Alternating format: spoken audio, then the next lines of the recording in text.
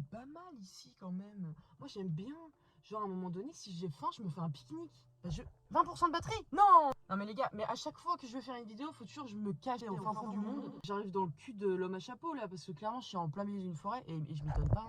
L'homme à chapeau, l'homme à chapeau. J'espère que vous allez bien. Franchement, je suis trop contente de refaire une vidéo. Ça fait trop longtemps que j'attendais. Aujourd'hui, je vais vous raconter une histoire et je tenais à vous la partager parce que moi je l'ai kiffé de fou. Putain, pourquoi il y a un oiseau qui chote la macarena? Enfin, à un moment donné, je comprends pas le délire là. L'histoire se passe dans les profondeurs d'un asile délabré. Et dans cet asile, il y avait une femme qui s'appelait Élise et qui malheureusement était là depuis un certain temps déjà. Et elle avait été internée par rapport à sa pulsion de toujours vouloir faire du mal aux gens, que ce soit de la torture ou carrément de les tuer. Et forcément, avec tout ce qui s'est passé, elle-même, elle était perdue dans son esprit, quoi. Elle savait même plus qui elle était à force. Elle avait tendance à se sentir très seule et donc elle était vraiment dans une solitude énorme. Donc il y a plusieurs médecins qui sont venus vers elle pour comprendre le personnage, tu vois. Le docteur en question en a parlé aux autres docteurs en disant « Moi je pense que Élise, elle a besoin d'une présence avec elle. » Sauf que il se rappelle aussi qu'elle ne peut pas être avec d'autres personnes puisque ça finit super mal à chaque fois. Il a décidé donc de prendre un mannequin. Donc là, Élise, ils l'ont pris pour une conne, je confirme. Et étonnamment, au début, c'était un succès inattendu. Vu que ça marchait bien, forcément, Élise, elle était beaucoup plus heureuse. Elle a commencé à lui parler parce que je pense que dans sa tête, c'était vraiment quelqu'un de réel. Et du coup, elle se tapait la discute. Devait se prendre des vents, mais bon, ça on lui dit pas. Ce qui est beau, c'est quand même que les infirmiers et les médecins, ils remarquent quand même une lueur d'espoir qui était disparue depuis très longtemps chez Élise. Mais il y a quelque chose que je dois vous dire quand même, c'est que les médecins et les docteurs ne savaient pas qu'Élise, en fait, elle faisait des rituels sataniques depuis un moment et elle attendait la nuit. Ma voix, elle est en train de se transformer en robot. Non, il n'y a pas d'effet. Il y a l'une des voisines d'Élise, en fait, qui avait parlé à un docteur en lui disant oui, c'est bizarre parce que j'entends Élise parler toute seule, mais tu sais, c'est des phrases, une vieille langue, tu vois, quelque chose de pas net et tu l'entends à son intonation, en fait. Et Élise, elle est très maligne parce que toutes ces phrases, elle les a découvertes quelque part. Et elle les a découvertes à la bibliothèque de l'asile. Donc, je reviens à Élise qui est avec son mannequin et peu à peu, en fait, le mannequin, il commence à changer.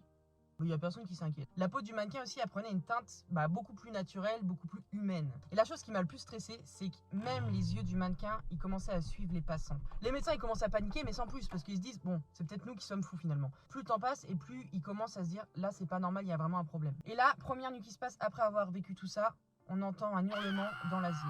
Les gardiens de nuit, ils trouvent Élise en plein milieu du couloir avec le mannequin, et bien sûr, Élise avait les mains pleines de sang.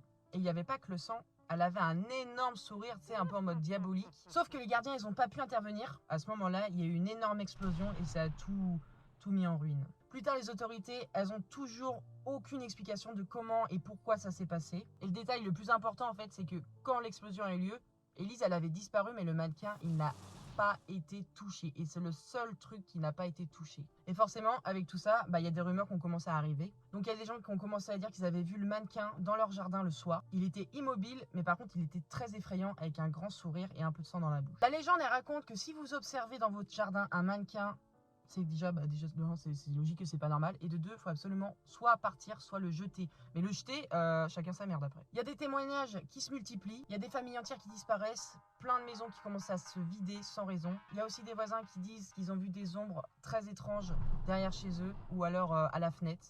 Moi, j'ai une supposition. Je pense que Élise, elle a fait un rituel satanique pour se transverser dans le mannequin. Ce qui a fait que pendant l'explosion, Élise a disparu, mais pas le mannequin. Et bizarrement, il était intact, lui.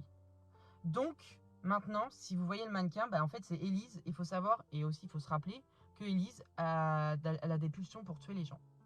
Voilà, c'est ma conclusion. Je ne sais pas si vous allez avoir la même. Franchement, n'hésitez pas à marquer dans les commentaires ce que vous en pensez. Comme ça, on sera une petite idée chacun. Mais je pense que je suis sur la bonne voie. Si ça se trouve, Élise, elle est dans les bois. Là, je vais tomber dessus, je vais lui faire la bise. Je vais lui dire, alors ma grande, on se transforme en mannequin. T'es pas mannequin, t'es dégueulasse. Non, j'ai de l'énergie là ce soir. Je peux vous magnétiser d'ici. Non, ça c'est faux. J'espère que cette vidéo vous aura plu. N'hésitez pas à liker, commenter, partager, vous abonner. Et je pense sincèrement que je reviendrai ici, même si c'est très risqué.